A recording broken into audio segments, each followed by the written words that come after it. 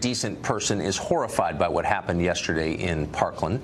Every thoughtful person knows something horrible is going on in American society. Tragedies like this happen for a reason, and it probably doesn't have a lot to do with guns. The percentage of American households with firearms has dropped dramatically over the past 35 years. Meanwhile, the number of mass shootings has risen. If you're over 40, you did not grow up in a country like this. So the question is, what happened? It could be a lot of things. Far more Americans than ever before take psychiatric medications. Are outbursts of violence a potential side effect? We don't know, but it's possible. Does the social atomization of modern society play a role in all this? Well, spending life online does cause alienation. We know that. Last week, we interviewed author Johann Hari, who has studied the dramatic rise of depression in this country.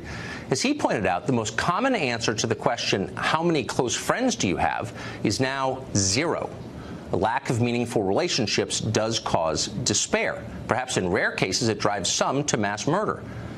Meanwhile, the nuclear family has collapsed nationwide. Does a generation of boys growing up without fathers pose a threat to this country? Of course it does. Why wouldn't it? Fatherlessness is one feature common to many mass shooters. Nobody's surprised by that. And what about men more broadly?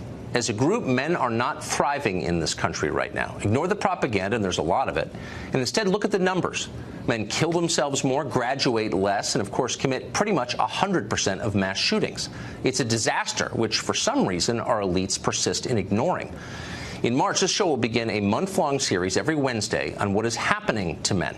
We hope it'll be interesting. But why haven't we been talking about this for years?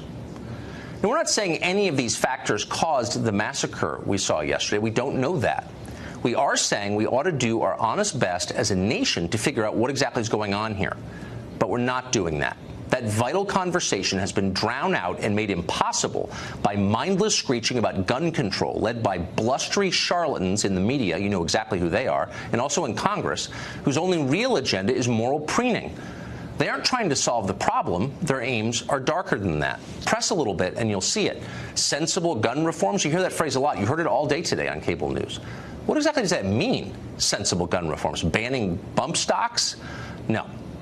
A piece on Vox.com today calls for a landmark gun control bill like the one Australia passed 22 years ago in 1996.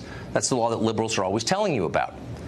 But the Australian law wasn't gun control, and it wasn't a voluntary buyback, no matter what they tell you. It was gun confiscation, a wholesale mandatory disarmament of the entire civilian population. Imagine what would happen if you tried that here in this country. America is not Australia for a bunch of reasons, including our history and our Bill of Rights. Imagine federal officials marching from house to house, seizing hundreds of millions of firearms from law-abiding citizens, and then fining and imprisoning those who resist. Vox approvingly calls this leadership. In fact, it's a recipe for bloodshed and civil war. It's nuts. Yet it is a common fantasy on the left. Dan Pfeiffer was a senior advisor to Barack Obama. Now he's a contributor at CNN, of course. Last fall, Pfeiffer wrote an article attacking his fellow Democrats for what he bluntly called fake moderation on guns. His advice was this: stop pretending to respect the Constitution and instead focusing on appointing judges who will nullify it. The goal? Gun seizures, ammunition regulation, the disarmament of the American population, a country where only the people in charge have guns and everybody else obeys. In the wake of yesterday's shooting, Pfeiffer's piece is going viral on the left. What he wrote is what they believe. So let's stop lying about this. The calls you're hearing today for gun control have nothing to do with protecting Americans from violence. What you're witnessing is a kind of class war. The left hates rural America, red America, gun-owning America, the America that elected Donald Trump. They hate them. Progressives are still in charge of most of the major institutions in this country, and they despise the autonomy of an armed population.